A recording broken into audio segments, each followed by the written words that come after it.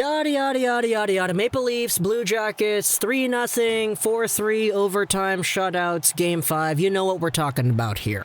Well, I want to tell you a story. Because I'm recording this video at 1:46 a.m. in the morning, Saturday, August 8th. It'll be up in about 9 hours or so from now. About 6 hours before this is around the 7:30 Pacific Standard Time-ish mark of the flow of time in the world, the Vancouver Canucks were getting ready to play a game against the Minnesota Wild. And while I was preparing for that game, I was watching a different hockey game on my TV. That hockey game was the Toronto Maple Leafs versus the Columbus Blue Jackets, Game 4. And in this game, at this point in time that I'm looking at it and I'm watching it, I'm thinking to myself, darn, this team sucks. What's going on? This work ethic, this overall team effort is just not there. No wonder they're down 2-0. So, I do what any rational hockey fan does. When I see this team performing poorly, I go onto Twitter and I check what's going on. Because as a guy living in Vancouver, I can't get away from hockey. I go onto Twitter, logged on or not logged on, and I see the trending page, and the Maple Leafs are trending here in Vancouver. I click on it, and I take a look at what people are saying, and everybody is shooketh. It's a 2-0 game. This Leafs team isn't performing well. They're on the brink of elimination, and man, oh man, has it been tough to watch. It's kind of a reflection of the past few years, isn't it? And at this point, I'm scrolling through what Twitter is saying, and I type in a few keywords, and I kind of see what the big idea is that people are talking about. And at this point in time, when it's still 2-0 in the Leafs-Columbus game, everybody that I'm seeing on Twitter is talking about trading Mitch Marner. And this kind of talk isn't going towards Matthews or Tavares, it's just really Marner. And reading all the replies and seeing why exactly people are saying this, it kind of opened my eyes as to what the situation was like in Toronto. Because Leafs fans were saying, you know what, this is so embarrassing. It's like nothing has ever changed with this Leafs team. And it's gotten to the point where after years and years and years of getting eliminated in round 1, to the point where now we're not even getting eliminated in round 1, we're getting eliminated in round 0. This is negative rounds over here. This is the play-in series, not even round 1. It's time to make a big move. Dubas, it's your time to do that. And not a big move like trading Kadri for a right-side defender that you're not even really going to use and you're going to put him on your third pair. No, not something like that. Something like the Phil Kessel trade. A trade so big that it signifies a completely new direction for this team because after years and years of failure, this is what they need. Now, you could debate whether or not the Kessel trade was actually that great because, hey, man, Spalling, Harrington, Kapanen's pretty good, but, certainly not the valuable piece that we thought it would be back when the Kessel trade was made.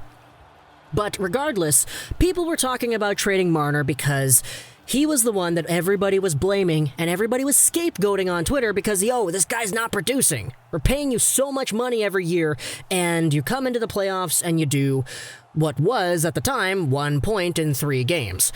Matthews had kind of a different story because the guy was at 3 points in 3 games. He was legitimately doing well, and people were like, yeah, he's actually trying out there. Good job, Matthews. As for Tavares, well, he's kind of got a no-move clause, and he's your captain, so that wouldn't really be possible now, wouldn't it? But for Marner, it was different. Because Marner was getting no points, Marner wasn't really producing out there, people were kind of harping on Marner throughout the entire series, and it's why I saw people asking if it was time to trade Marner. So while I was watching this Leafs game, while it was 2-0, I opened up Adobe Audition, and I clicked record. And everything I told the microphone in the past 4 minutes worth of footage is pretty much the same thing that I told the microphone back then 6 hours ago, talking about the Marner thing, talking about what people are saying, and talking about the idea of trading Marner. While I recorded my video, the Blue Jackets scored again. It was 3-0. And I said it in the video that, oh my goodness, it's 3-0 now. I was thinking that if the Blue Jackets actually lose this game, which they were winning 2-0 and now they're winning 3-0, I'm not going to be able to post this video because it would kind of invalidate everything we're talking about. And as I recorded, talking more and more about a Marner trade, building up the context, telling you what Marner's about and why people wanted to trade him, the clock started winding down in the Leafs game. And I paused the recording and I told myself, I kind of have a good video here. We talked a lot about Marner, and we talked a lot about why he should be traded, but I kind of want to wait it out. Let's wait until the clock runs down to 0, and once I can confirm that the Leafs actually lose, then we'll upload this video because the Leafs will be eliminated, Marner will have 1 point in 4 games played, and everybody's going to be blaming this guy. And people were blaming this guy like crazy. You search up the words trade Marner on Twitter, and you go to latest, you can see a new tweet pop up every 5 seconds from Leafs fans all around the world talking about how it's time to do that. How it's time to shake the team up. How it's time to make a big move. But then, Marner got an assist. Marner sent the puck out over, and it was William Nylander who scored. Hey, they've got a goal. Then I started recording a little bit more, and I said, hey, they scored. Awesome.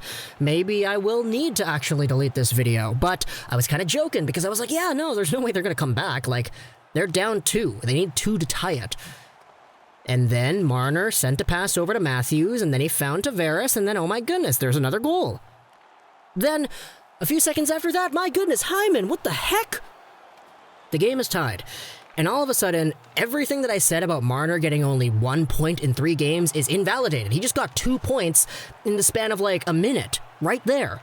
He didn't get a point on the Hyman goal, but he got 2 points. Then I go into Twitter and I search up the words trade Marner again. And instead of actually seeing a new tweet every 5 seconds, the most previous tweet I saw was quite some time before the Nylander goal. So I'm sitting in my chair and I'm thinking, okay, we have a long 20-minute overtime intermission that we're going to have to wait for.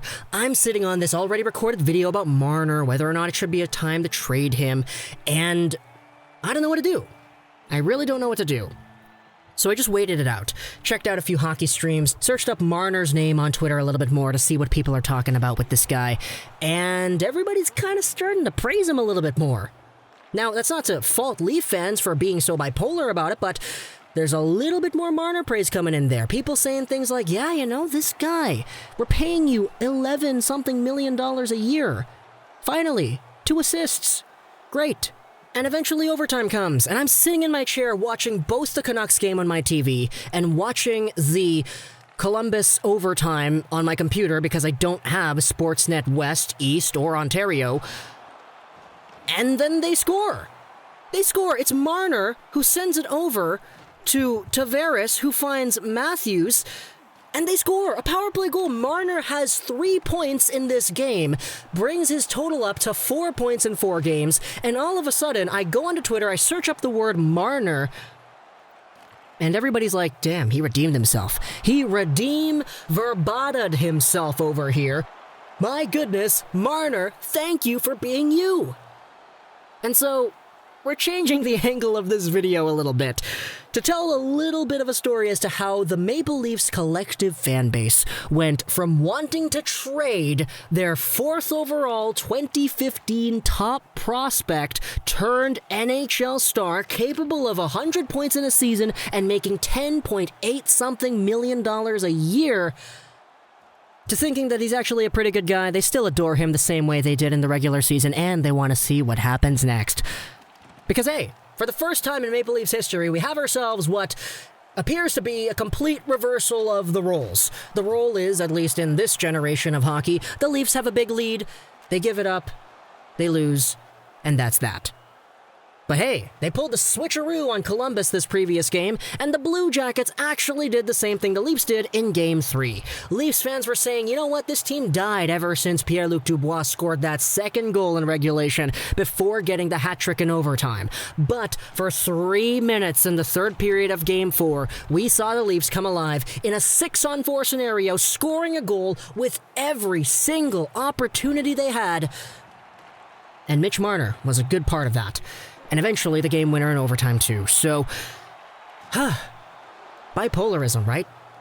Not that there's anything wrong with that, it's just funny to me, so it's why I decided to make a video about it here today. If you saw value in this video topic and you enjoyed what we talked about here, then talk to me in the comments below what you think. Do you think a Marner trade is still inevitable? Let's say if the Maple Leafs get shut out in Game 5, let's say that. Is there going to be more talk about a Marner trade? Because I know just from today, yesterday, it's August 8th, 1-something a.m., there was a whole bunch of Marner Trade stuff. But now, it's quiet. But the question is, how long is it going to stay quiet for? So tell me what you think in the comments below. I hope you enjoyed this video. So that's Trolls99, and bye.